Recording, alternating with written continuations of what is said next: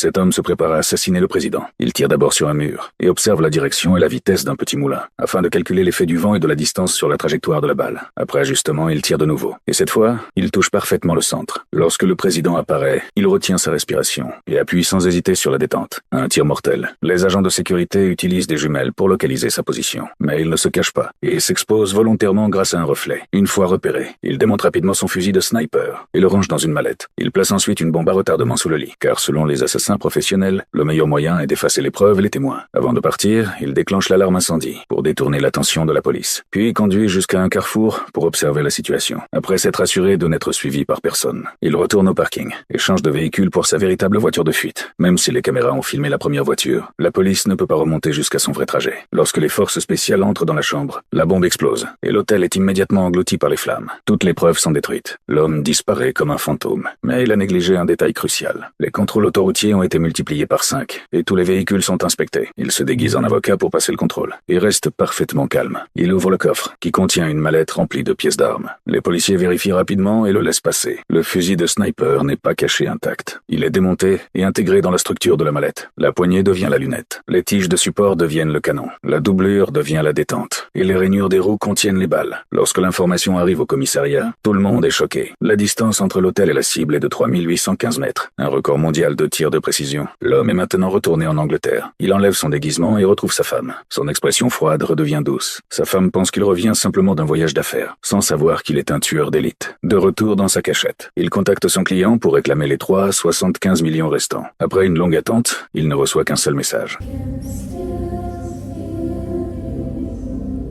Ses mains commencent à trembler violemment. C'est la première fois de sa carrière qu'un client refuse de le payer. Il jure de se venger de celui qui l'a trompé. Et vous êtes-vous déjà fait arnaquer sur un paiement? Suivez-moi pour une nouvelle histoire de film chaque jour.